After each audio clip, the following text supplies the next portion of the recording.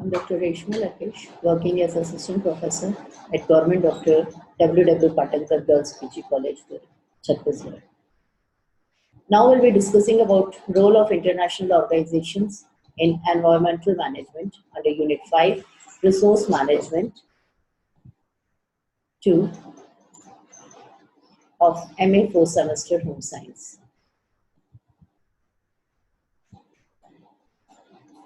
पर्यावरण प्रबंधन में अंतर्राष्ट्रीय संगठनों की भूमिका. Now, as we all know, the rising need of environmental protection is felt, and international efforts to deal with these environmental issues began for awareness and protection against the impact of modern technology on nature, the rising global temperature and its effect on animal species, the degradation of environment needs to be given a serious thought and effective action.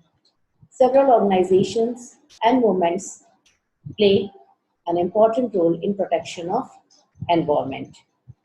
पर्यावरण प्रदूषण नियंत्रण संरक्षण हेतु सतत प्रयास अनेक अंतर्राष्ट्रीय संगठनों द्वारा विभिन्न पर्यावरणीय मुद्दों पर किया जा रहा है.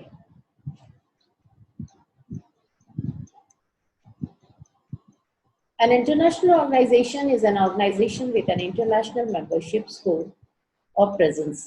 It covers various aspects of global governance from multiple social and political science perspectives. कोई भी पर्यावरण संगठन एक ऐसा संगठन होता है जो पर्यावरण को किसी प्रकार के दुरुपयोग तथा अवक्रमण के खिलाफ सुरक्षित करता है. साथ ही ये संगठन पर्यावरण की देखभाल तथा विश्लेषण भी करता है और इन लक्ष्यों को पाने के लिए प्रकोष्ठ भी बनाता है. ये सरकारी, गैर सरकारी, चैरिटी अथवा ट्रस्ट भी हो सकते हैं.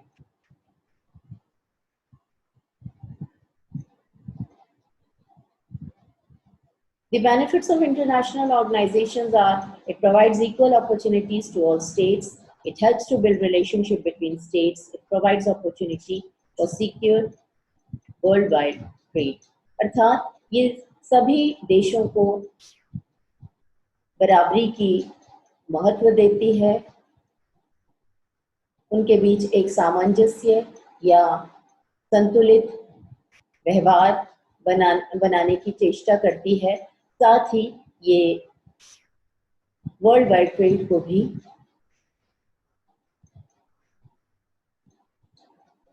महत्व देती है. Now, the role of international organizations. The participating countries define the function of international organization. The objective of international organization is to study, collect, and propagate information, setting up of laws that are internationally accepted. The international organization also helps in cooperation between different countries by setting up negotiation deals between them. The international organization also helps in technical assistance. Number one, the setting of international norms through technical analysis. अर्थात इनके द्वारा तकनीकी सहायता से अंतर्राष्ट्रीय नियमों का गठन किया जाता है. ये उन आंकड़ों पर निर्धारित होते हैं, उन जानकारियों पर निर्धारित होते हैं जो कि विभिन्न देशों के द्वारा प्रदान किए जाते हैं. इनके द्वारा ही इनके जो स्तर हैं वो भी निर्धारित किए जाते हैं. सुपरवाइजरी रोल अर्थात ये निरीक्षण का कार्य भी करते हैं. टेक्निकल असिस्टेंस अर्थात तकनीकी सहायता प्रदान करते हैं जितने भी सदस्य देश हैं उनको. साथ ही ये बातचीत और समझौतों के माध्यम से जितने भी विभिन्न देश इनके साथ जुड़े हुए होते हैं उनके बीच में सहयोगात्मक व्यवहार रखते हुए विभिन्न मुद्दों पर बातचीत तय करते हैं। Formation of international organisation. विभिन्न जो अंतर्राष्ट्रीय संगठन होते हैं उनकी स्थापना के लिए सर्वप्रथम एक एक्ट या चार्टर बनाया जाता है, जिसके तहत इनकी स्थापना की जाती है। इनके कार्य करने की जो स्थायित्व है वो उनको प्रदान किया जाता है। साथ ही इनकी गतिविधियों का निर्धारण किया जाता है, इनके लक्ष्यों का, उद्देश्यों का, इनकी संरचना, कैसे इनको व्यवस्था का अनुपालन करना है, इनकी जांच और निगरानी आदि इस एक्ट के तहत निर्धारित की जाती है। तत्पश्चात किसी भी अंतर्राष्ट्रीय संगठन का गठन किया जाता है। इनके विभिन्न गवर्निंग बॉडीज होती है, एक जनरल असेंबली होती है जिसके अंतर्गत सारे नीति निर्धारण किए जाते हैं।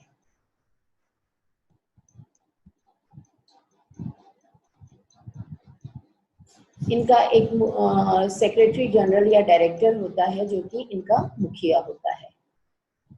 इसके अलावा इनके अलग अलग कमीशंस होते हैं, कमिटीज होते हैं, वर्किंग ग्रुप्स होते हैं, काउंसिल्स होते हैं, जिसके तहत इनके कार्य संपादित किए जाते हैं।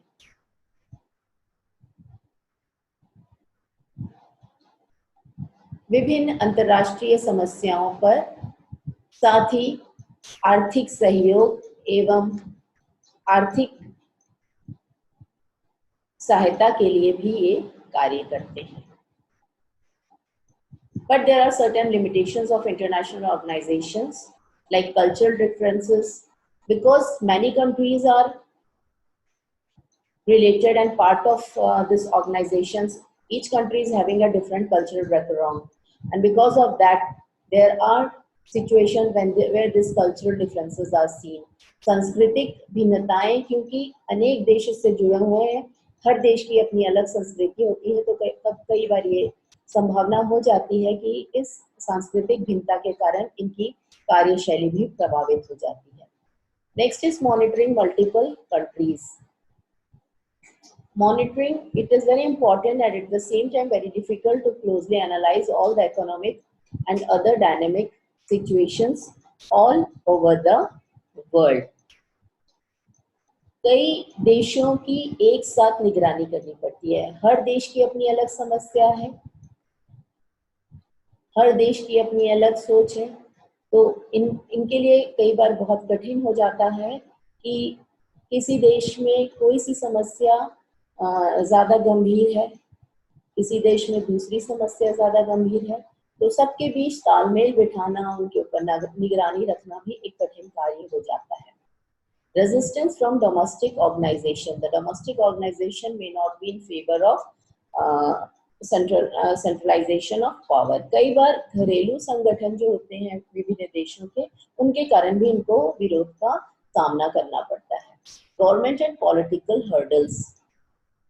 शासकीय एवं राजनीतिक अवरोध। Different countries with different political parties may lead to diversify the government restriction and administrative limits.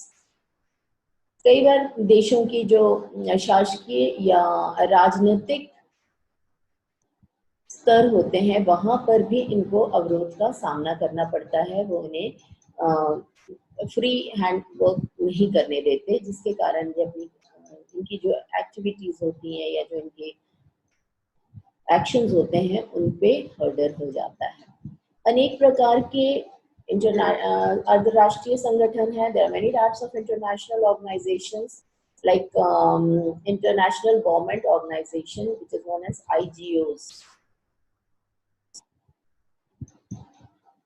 These are related to intergovernmental organization, related to government. और ये भी ऐसे चार्टर के या एक्ट के तहत बनाए जाते हैं या गठित किए जाते हैं जहां पर यूनाइटेड नेशंस या वर्ल्ड बैंक और यूरोपियन बैंक इसके उदाहरण हैं। इसके अलावा एनजीओज होते हैं, non governmental organisation, as international non-governmental organization, which is known as INGO. It is same mission like a non-governmental organization, but on the international level.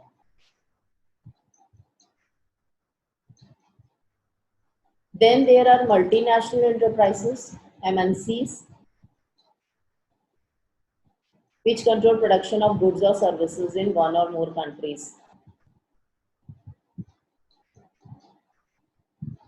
There are some examples of international agencies like Earth System Governance Project, ESGP, Global Green Growth Institute, GGGI, Intergovernmental Panel on Climate Change, International Union for Conservation of Nature, United Nations Environment Programme, European Environment Agency, Partnership in Environmental Management for Seas. These are the examples of some important international organizations out of many. And the main aim of all these organizations is to examine the problems related to air pollution, preservation of water, waste treatment, economic growth, environmental sustainability, and social degradation, thus to improve the quality of life. इन सभी अंतर्राष्ट्रीय संगठनों का मुख्य उद्देश्य उन समस्याओं से जुड़ा हुआ है जिसके तहत वायु प्रदूषण, जल संरक्षण, अपशिष्ट निवारण, आर्थिक विकास आदि आते हैं, जिसका और मुख्यतः इसका उद्देश्य एक ही होता है, to improve the quality of life. Finally, we can say that protection of our environment is an essential duty and responsibility of every individual so that we can achieve a quality environment by effective policies, efforts, and public participation. Let's make the world a better place to live.